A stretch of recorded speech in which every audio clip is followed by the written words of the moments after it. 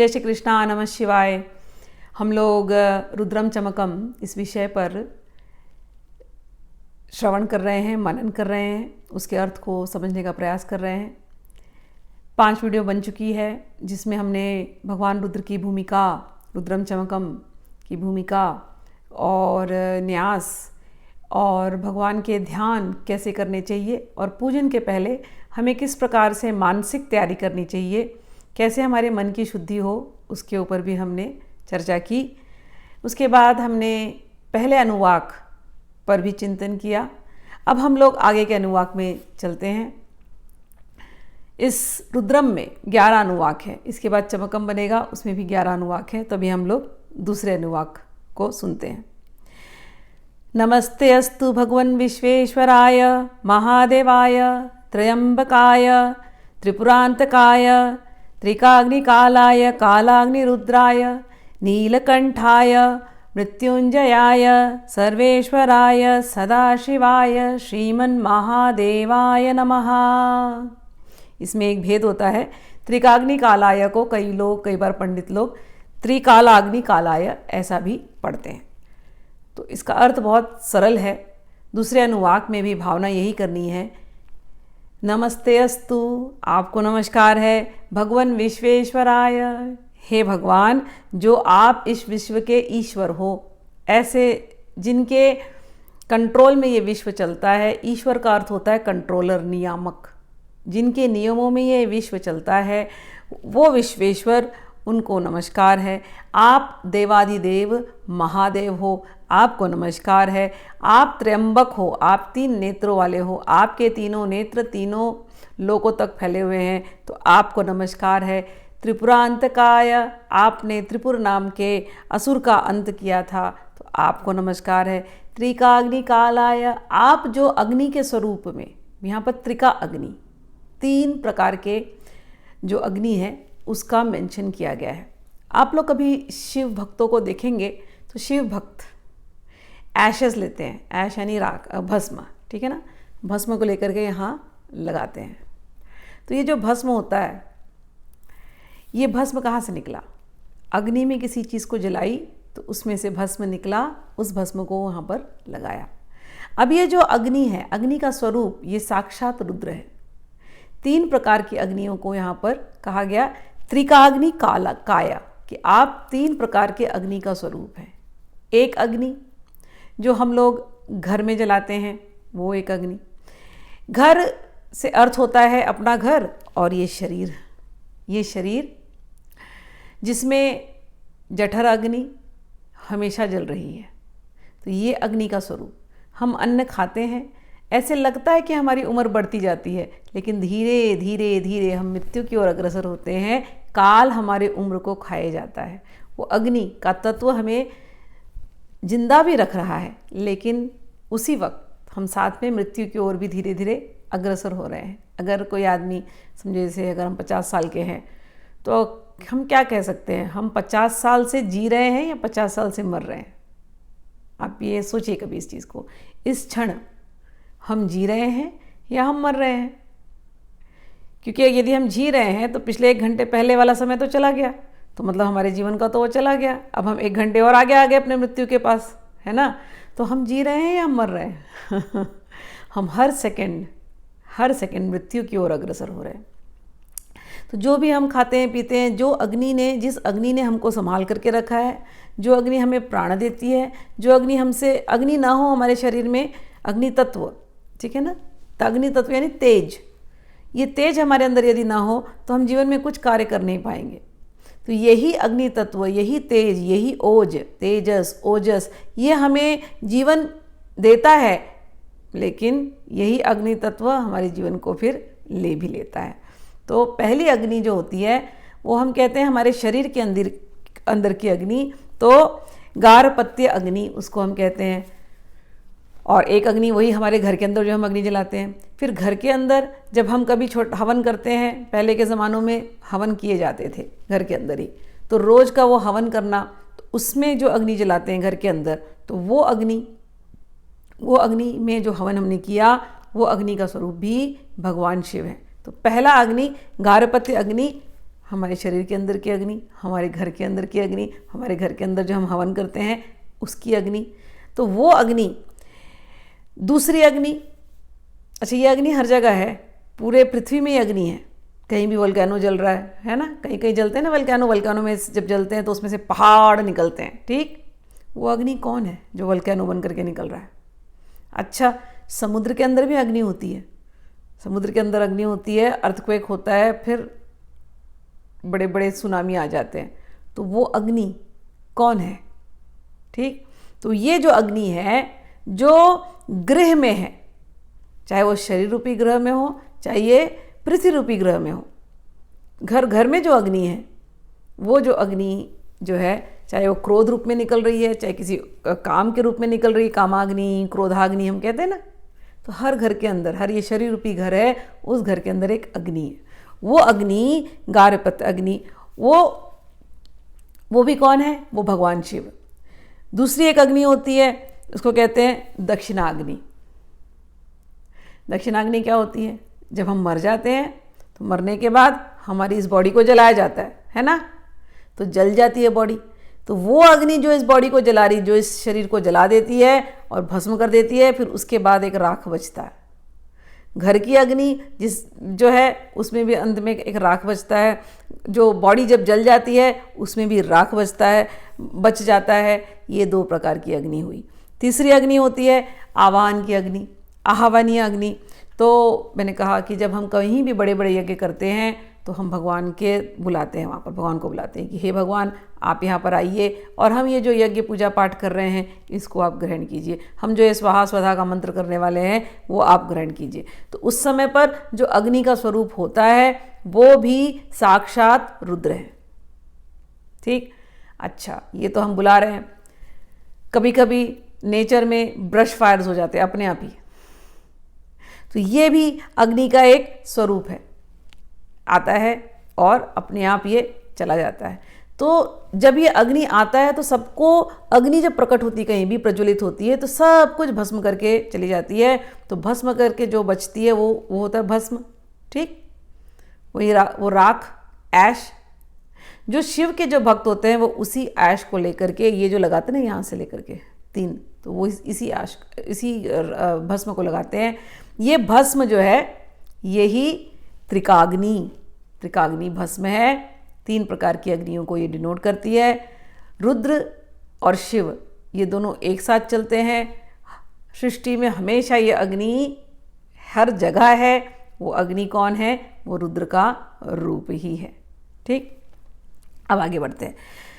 त्रिकाग्नि कालाय, कालाग्नि रुद्राय, नीलकंठाय, मृत्युंजयाय।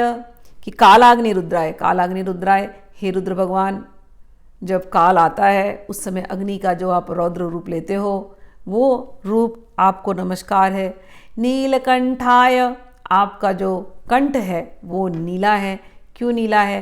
क्योंकि विश्व के जितने जहर हैं भगवान ने अपने गले में लेकर के रखा है, इसीलिए हम सब सुरक्षित हैं।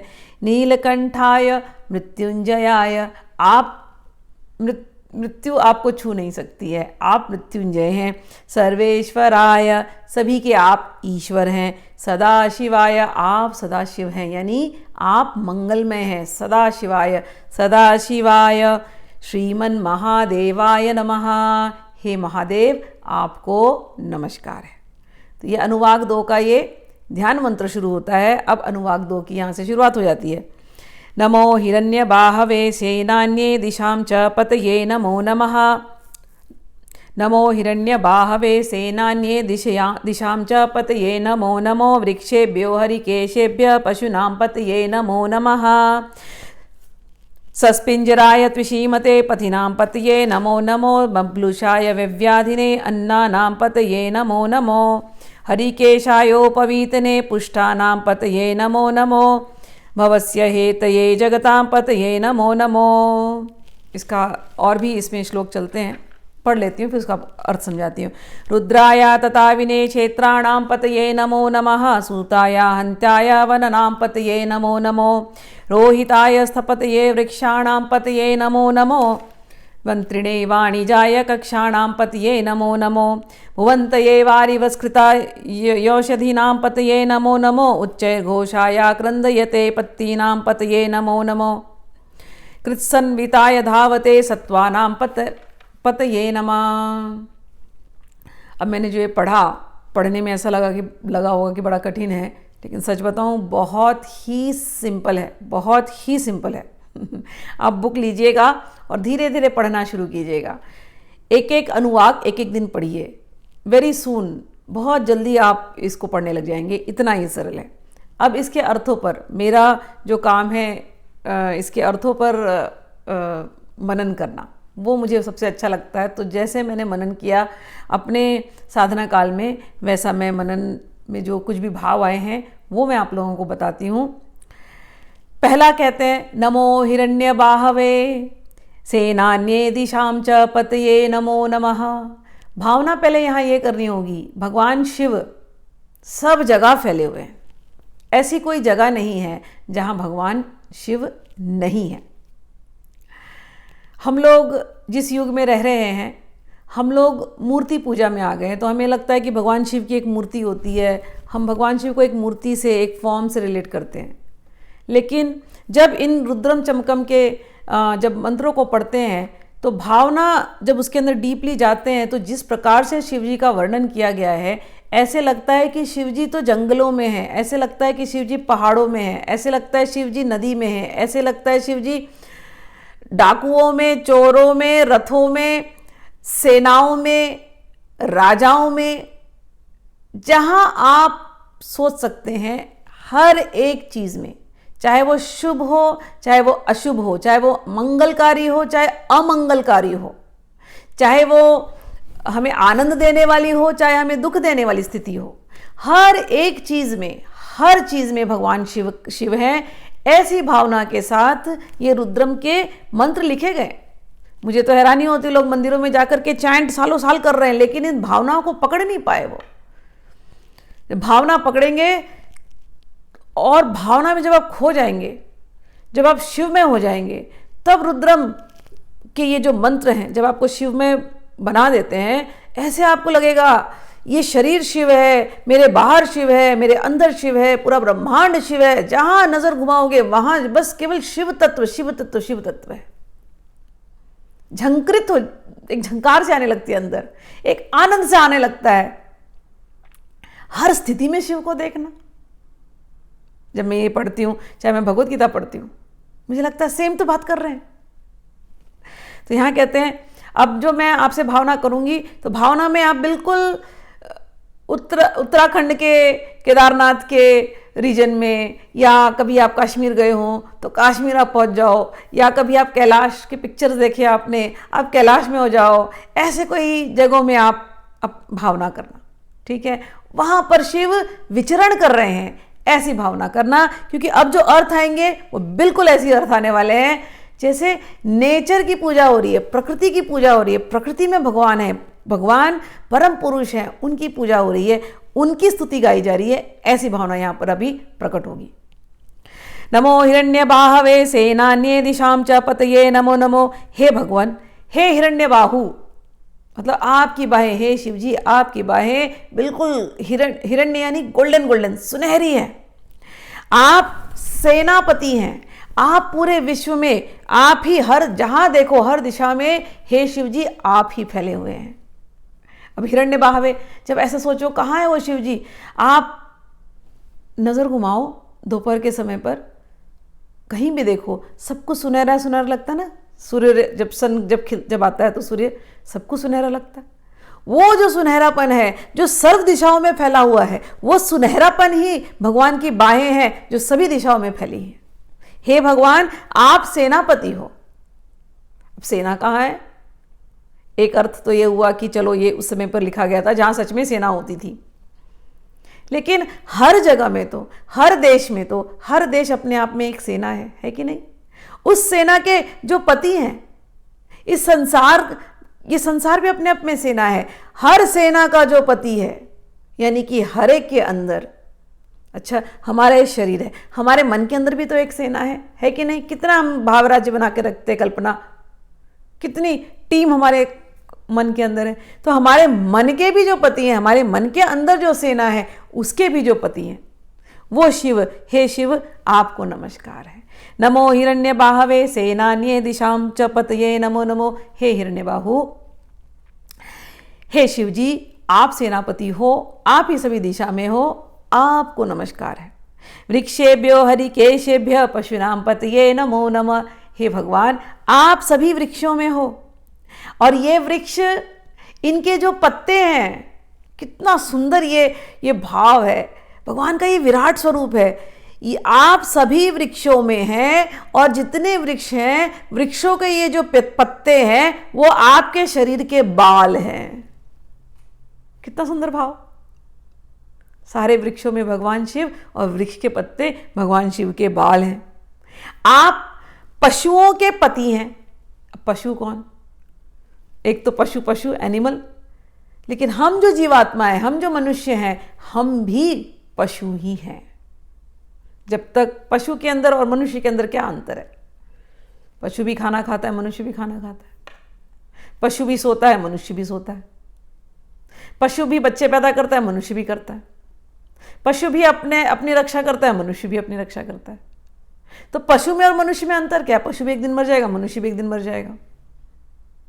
तो पशु के अंदर और मनुष्य के अंदर एक अंतर है। मनुष्य भगवान शिव को जान सकता है। मनुष्य रुद्रम चमकम पढ़ सकता है, शिव पुराण पढ़ सकता है, मनुष्य सत्संग कर सकता है। जो ये नहीं करते, जो सत्संग नहीं करते, जो भगवान का स्मरण नहीं करते, जो धर्म के रास्ते नहीं चलते, जो भगवान के नाम को नहीं जपते, ऐसे जो मनुष्य होते हैं, जो केवल खाते हैं, पीते हैं, बच्चे पैदा करते हैं और मर जाते हैं, ऐसे जो मनुष्य होते हैं वो पशु होते हैं। पशु में और मनुष्य में ये अंतर है कि पशु सत्संग नहीं करते। यदि आप मनुष्य जीवन में आकर के सत्संग नहीं कर रहे हैं, अपने चिंतन को शुद्ध नहीं बना रहे हैं, पशु के जैसे, जानवर के जैसे केवल खा पी रहे हैं, तो आप पशु हैं। तो यहाँ कहते हैं हे भगवान आप ऐसे जो पशु हैं ना, इनके भी पति आप ही हो। तो एक पशु जो जानकार है, जो जानता है भगवान को, उसके भी पति आप हो, और ऐसे जो पति हैं उनके भी पति आप हो। क्योंकि आगे की लाइन में लिखते हैं सस्पिंजराय तुषिमते पथिनाम पतये नमो नमो। कहते हे भगवान आप जैसे सृष्टि में, जैसे नेचर में, जैसे प्रकृति में जब नवीन कमल खिलते हैं ना, नई कलियां खिलती हैं, या जब सब कुछ अंकुरित होता है, ठीक है ना, तो कह रहे हैं भगवान वो जो अंकुरित हो रहा है, वो जो नई नई कलियां खिल रही हैं, उसमें जो लाल रंग पीले रंग की ऐसी नई कलियां खिलती दिखाई देती हैं। तो इमेजिन, विजुलाइज, उत्तराखंड में हो और उत्तराखंड में हिमालय में हो, और हिमालय में आप ने कभी यदि फूलों की घाटी देखी हो, तो फूलों की घाटी में फूल ही फूल खिल रहे हैं, लेकिन खिलने के पहले वो कलियां बन करके खिलते हैं। तो वो एक रंग, पीला रंग, लाल रंग जो दिखाई देता है, कह रहे हैं हे भगवान वो आप ही हो। कितना सुंदर नेचर के साथ, हे भगवान आप ही हो, आप ही चमक रहे हो, और हे भगवान आपकी वो चमक ही ऐसे भटके हुए लोगों को रास्ता दिखाने वाली है। हे कैसे भटके हुए लोगों को?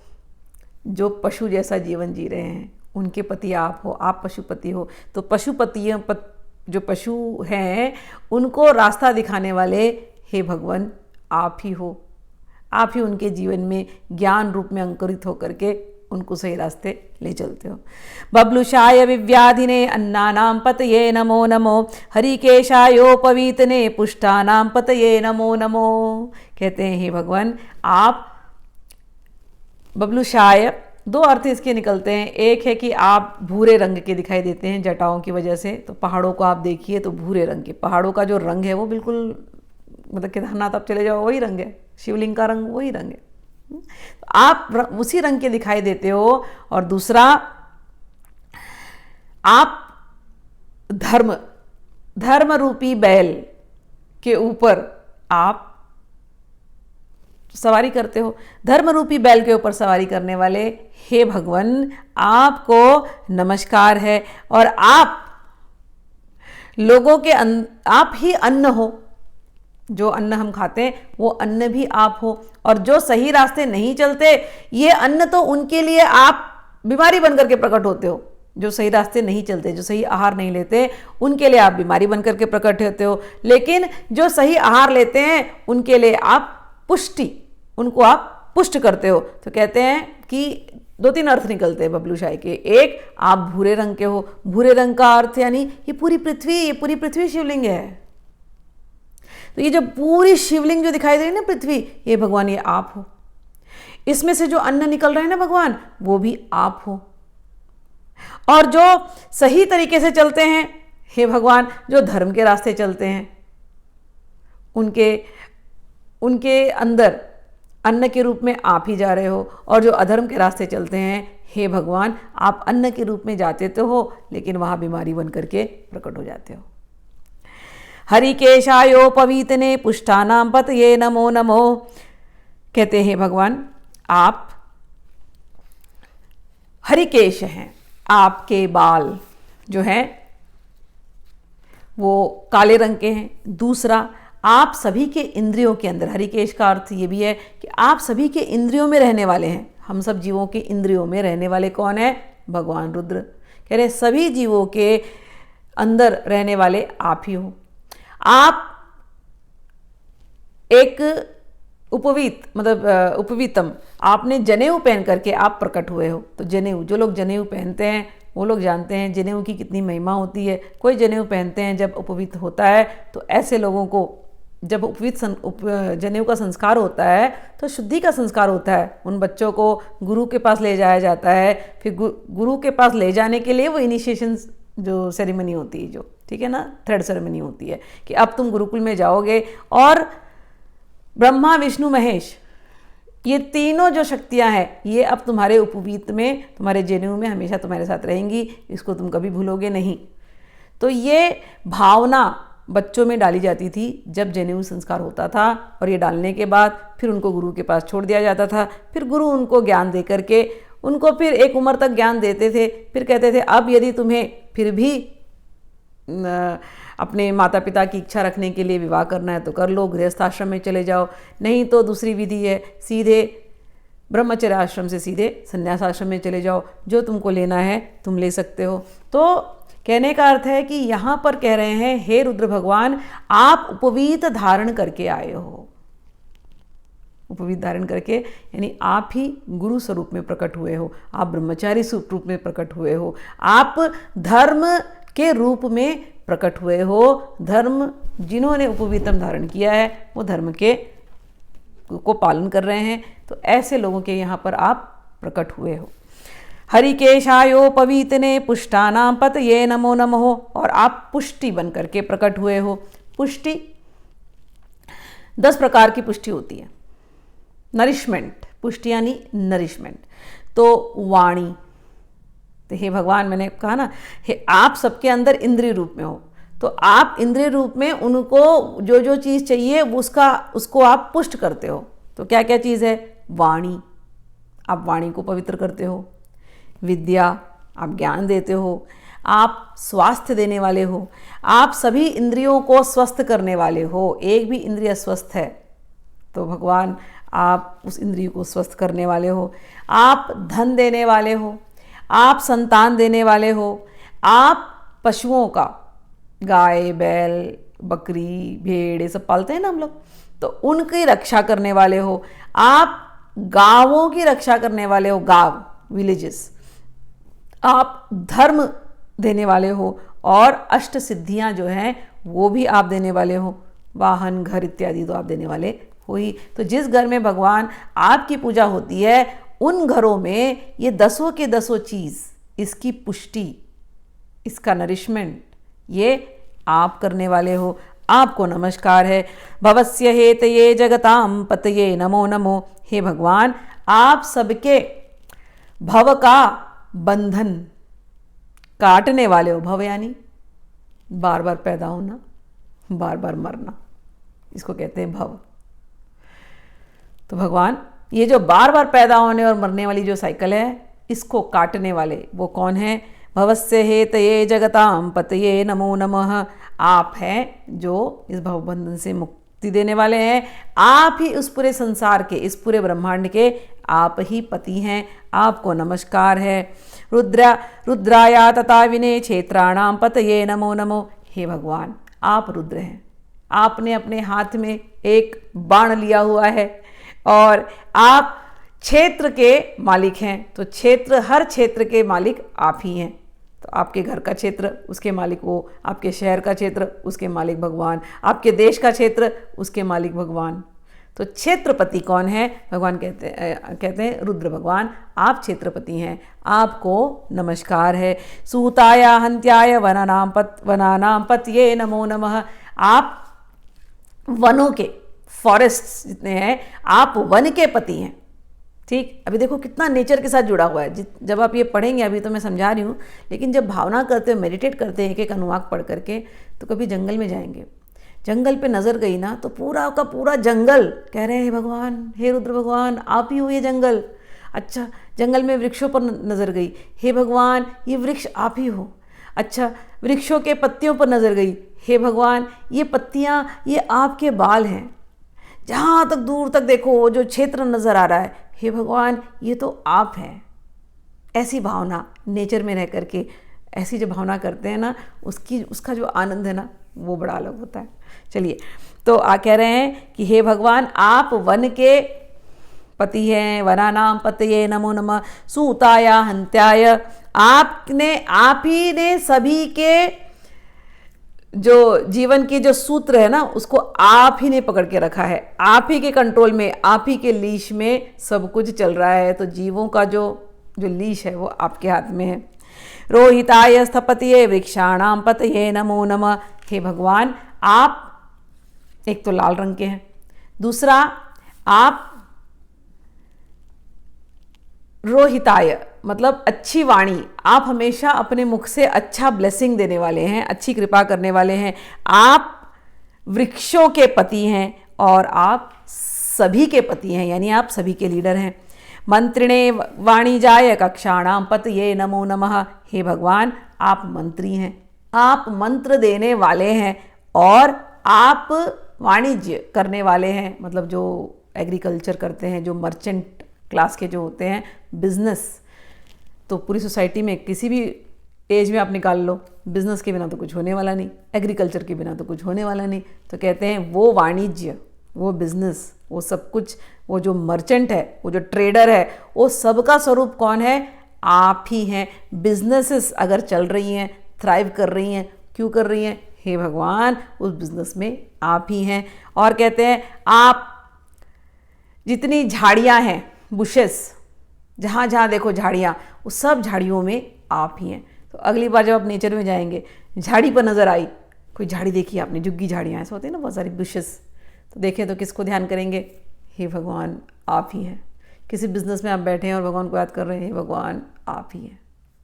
सेना देखी, हे भगवान आप ही हैं। क्षेत्र देखा, हे भगवान आप ही हैं। इस प्रकार से भुवंतये वारिवस कृताय औषधानाम पतये नमो नमः। हे भगवान, आप ही ने इस विश्व को बनाया है। आप अपने भक्तों पर बड़ी कृपा करने वाले, वारिवस्या कृता, और औषधि नाम, जितने औषधि हैं आयुर्वेद के हर्ब्स, तो जितनी औषधि हैं वो सब भगवान कौन है? आप ही हैं। उच्चैर्घोषाया क्रंदयते पत्तीनाम पतये नमो नमः। हे भगवान, जो कोई भी उच्च घोष करने वाले आप ही हैं। कभी आप माउंटेन्स में जाइए, कभी कभी हवा जोर से बहती है, तो वो जो क्रंदन होती है ना, हवा की जोर से बह रही है कि लगता है कहाँ से आ रही है, भगवान वो आपकी आवाज़ है। कभी जानवर जोर से ही निनाते हैं, हाँ, तो वो आवाज़ किसकी है? मेरी आवाज़ तो नहीं निकली, बट वो जब जानवर ही निनाते हैं, या कभी कोई शेर दहाड़ता है, या कभी कहीं जोर से आवाज़ आती है, तो वो आवाज़ कौन है? हे भगवान, आप हैं।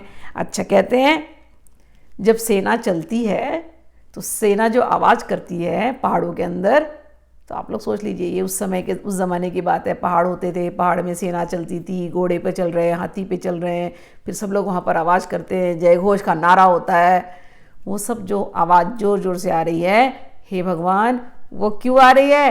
क्योंकि वो आवाज़ में जो शक्ति है वो किसकी है? हे भगवान, हे रुद्र भगवान, आपकी है, आपको नमस्कार है, आपको नमस्कार है। और आखिरी लाइन, कृत्सन्वीताय धावते सत्वानां पतये नमः। हे भगवान, आप अपने सेना के साथ घिरे हुए हैं, आप रुद्र हैं और आपकी न जाने आपके सहायक कितने सारे रुद्र हैं। जो भगवान के पार्टी में जितने जो होते हैं ना, सभी रुद्र कहलाते हैं। तो कहते हैं हे भगवान, आपकी पार्टी में सारे रुद्र हैं, आपकी सेना में सारे रुद्र हैं। और जब कोई भक्त बड़े दिल से रो करके पुकारता है, कभी किसी तकलीफ में आ गया और वो भक्त रो करके जैसे बुलाता है, उच्चई क्रंदते, जो कोई रोज दिल से रोता है, जो जोर से आपको बुलाता है, हे शिव, हे शिव, हे शिव, तो आपकी पूरी सेना भागती है और जाकर के आपके भक्तों की रक्षा करती है। आप तो कहते हैं भगवान, आप तो सत्वा नाम पतिये, आप तो सत्व, जो सत्य की रास्ते चलते हैं, जो धर्म की रास्ते चलते हैं, भगवान कहते हैं ऐसे जो अच्छे लोग होते हैं, आप तो उनके पति हो। सत्वानाम पतिये नमो नमः। इस प्रकार से पहला और दूसरा, पहला अनुवाक पहले वीडियो में हो गया था, ये दूसरा अनुवाक यहाँ पर समाप्त होता है। अगले वीडियो में बाकी के अनुवाक। नमः शिवाय, जय श्री कृष्णा।